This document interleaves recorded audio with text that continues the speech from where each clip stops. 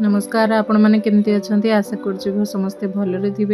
देखो मुझे आज गाधीपाधी आसी रोसई करुच्ची। प्रथम देखो रोसई कौन सरंजाम रखी चाउल ये रखी भेंडी रखी तोरी बा नेनुआ रखी आ इलिशी माछ कि तीन चार खंड रखी। देखो आम दीज खाइबू झील चिकेन अच्छी तेणु मु 4 खंड माछ तरकारी करी। देखो भात पानी मोर गरम हो गला चाउल धोई रखी भात पानी देदेली।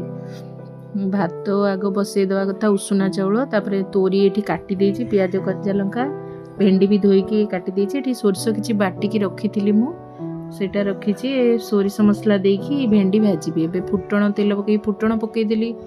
फुटण पकईला मुझे सोरिष मसलाटा कषिदेवी भेंडी गोटा मसला पाई मसला टिके मु कम दौची कहीं मसला कम बेसी मसला खाया राजी होना तेणु सोरष मसला कम दौर आप चाहिए पियाज फियाज पकईकी भी आप मसला करें। मसला कषि आसला तापर आउ थे कड़ई बसई एपटे फुटण पकई दूसरी सेपटे मसलाटा काढ़ी ठंडा होगला पियाज फियाज देकी मुझे जो तोरी बा नेनुआटा को भाजीदेवी। तापर देखो इलिशी माछ जो रखी 3-4 खंड बहुत कम माछ अच्छी आम दीज दीदी खंड हो लुण हलदी सोरिष तेल प्रथम माखई रखीदे सोरिष तेल पकाउची एटा सोरिष तेल पकईले कौन हम ना आईसिणिया गंधटा जो माछर सेटा कमिज आदि सेमती माछ एटा कंचा रोसई हम एटा भजा हेनी कहीं भजा हेले तेल आदि बाहर जीव।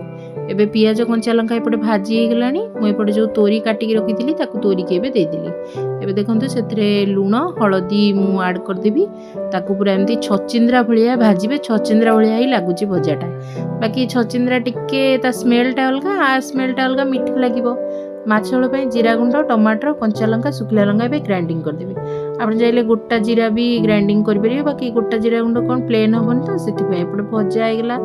भेंडी देखो मु काटिकी तादे मसला पूरी रखीदी एबे तेल देदेली फ्राए पैन रे एमती फर्चा पैन रे भाजिले कम तेल रे भल हम न अधिक तेल दरकार पड़ो से फैनटारे भाजुची कम तेल।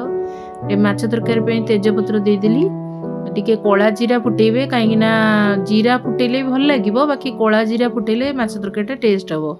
तार मसला मु बाटी रखी लंका दे दी तेणु लुण हलदी दे दूची तापर मसलाटा को भल भाव कषि नेबी। आपड़ सोरिष दे करें पोस्त दे करें मुझे जीरा दे करुच्ची एपाई मसला कम दरकार। देखो मसला पूरा छेना छेना हो जाइए तापर मुझे तादे पानी दे दूची मसलारू तेल छाड़िले ही आप पानी देबे आउ अल्प पानी देबे बेसी पानी देबेनी कारण माछटा जी सिझापी पानी दरकार। एबे माछ गुड़ा सब दे दूची ये फुटीगला माछ पड़की एबे भात भी एपटे देखो होगला मोर जेहेतु उषुना भात किणा चाउल एटा घरे चाउल होते तो बहुत टाइम लगी था मु किणा चाउल से होगला भात होगला गाड़ी देली माछ भी होगला धनिया पत्र पकईदेली। देखो एबे मु बाढ़ी नहीं मु भी जाऊँगी खाइबी आपण मैंने भी एमती रोषेई करी खातु आ भल लगी शेयर कमेंट लाइक करेंगे। Bye bye.